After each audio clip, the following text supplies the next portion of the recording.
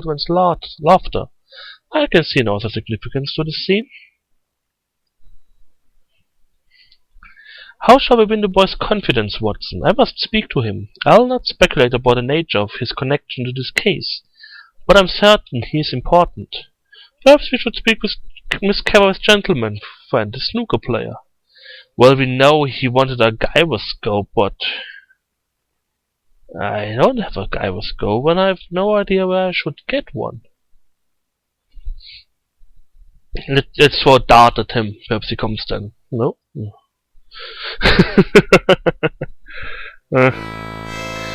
Okay, where could I get a gyroscope? What's this? Law office of Mr. Mr. Fartington.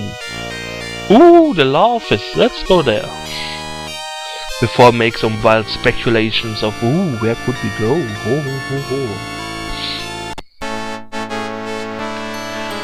And good day, gentlemen. Forgive me for not rising. Please amuse yourself while I complete this correspondence. There are one or two artifacts here that might capture your interest. The globe. This spherical map of the Earth is a 19th century reproduction of Leonardo da Vinci's classic globe, which the master built in 1515, shortly after the discovery of the Americas. Close examination reveals two sets of small brass rings along the equator. We open it. Yes, of course. The two hemispheres separate along the equator to reveal a well-stocked spirit Tantalus, two kinds of sherry, a collection of glasses, an antique bottle of very fine port. Haha! So, what do we have? A rope whack. The Bevis' rope and periwig are carelessly strewn on the rack. Both items are in extremely poor condition. A small quantity of surface dust suggests that neither has been recently moved, let alone worn. The rack itself is meant to look like it is carved from a single gigantic elephant tusk, but it is in fact made of plaster of Paris. Diploma, there's an ashtray. Let's look at the ashtray. A freestanding marble ashtray on a chromium plate base. It is filled almost to overflowing with ashes, spent matches, and the ends of small Dutch-style cheroots. Pick up ashtray. No. Well, let's talk with Jacob. Mr. Fartington, what is your interest in Miss Anna Carraway? If you excuse me for saying so, sir, your manner is too blunt by half. In you come without some other introduction and interrogating me. No, sir, we shall not be able to deal on these terms. You can presumably find your own way out. Forgive me, my name is Holmes, and this is Dr. Watson. We are investigating the murder of Sarah Carraway. At Anna Carraway's home we found your calling card. Have you seen her? With the exception of one time last week, not since she was in nappies. I beg your pardon? Might I know the status of inquiries? We have some suggestive leads, though the murderer is still at large. We are not concerned with the whereabouts of Miss Anna Carraway. No one has seen her in more than 24 hours. Would you please describe your interest in Miss Carraway? At the risk of betraying the confidence of a client, I'll tell you a story that will, I trust, make my interest clear. When the Carraway sisters were just infants, their father and I were great friends. We had come down from Oxford together, looking for adventure and ways to make our daily bread. After 5 years of serious application, we had found neither. I took a notion to dig for diamonds in Africa. Carraway, whose wife had died in childbirth, was determined to accompany me.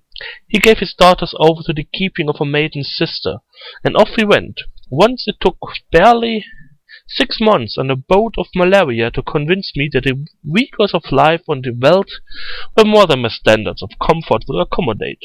I booked a passage home. With luck, I was able to establish this law practice, such as it is. Carraway stayed on, thinking his fortune was just around the corner. It wasn't, of course. He died penniless years ago. Over the years the Caraway sisters remembered me with holiday greetings and such, but I neither saw either of them until Anna called me last week in my professional capacity. In brief, she retained me to search the legal procedures and evidence requires to prove a claim of parentage, though she was reluctant to provide me with any details. This much emerged. 10 years ago, Anna bore a son out of her wedlock, whom she was coerced into giving up to the boy's father, Lord Bromwell. A wedlock? Ah, okay. Recently she acquired some evidence that she believed would, in the hands of the proper authorities, legally reunite her with her son. She understood that she would certainly risk old Bromwell's ill will were she to expose this evidence, but she discounted the risk. She left, promising to come again 2 days ago, but she never came. I called, "Why is it so fast?" I frankly wonder, gentlemen, if she underestimated her position. I fear her disappearance may have a sinister cause, and you have said nothing to allay my fear. You imagine then, sir, that Anna's disappearance following Sarah's death is more than a wedged coincidence? I say it may be, gentlemen, nothing more. That would indeed complicate matters to an extraordinary degree. Your reputation is known to me, Mr. Holmes. Might I engage your services as to assist me in finding Anna Caraway? When you have unraveled this tangled skein, bring Anna to me, and we shall both have a reason to be grateful. I will try to understand what unfolds, and do as my judgment bids. I hope that our interests in this perplexing case coincide. I am confident that our goals are the same. For now, our business is concluded. If my office holds no more interest for you, please see yourselves out. Do you have anything more to tell us, sir? Regretfully, no. When you have unraveled this tangled skein, bring Anna to me, and we shall both have a reason to be grateful. Very well, Mr. Farrington, I will do my best. For now, then, our business is concluded. If my office holds no more info, blah blah blah blah. Credenza, wasn't this? Oh, what's this? A wickedly oak veneer credenza of modern manufacture serves as the barista's desk. It seems poorly suited for the purpose.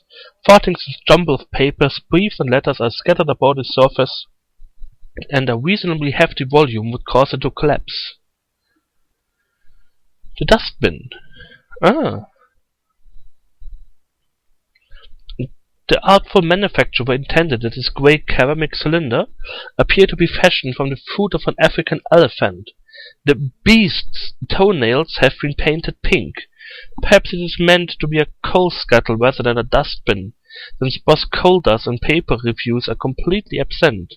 It is not possible to determine which. Okay, can we pick it up? No. Well, that didn't help us at all. Let's go to Baker Street. Perhaps we can talk with the boy again and tell him, well, get a gyroscope or something.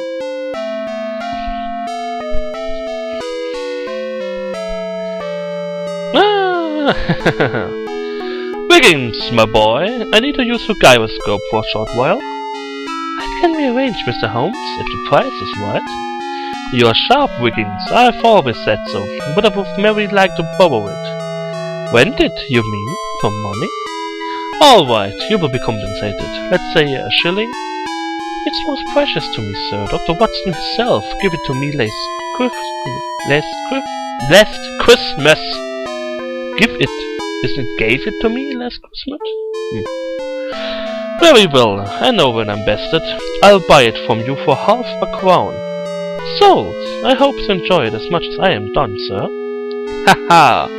I have a gyroscope, whatever that is. Okay, it looks strange. Well, let's go to little boys and try to lure them to us with toys.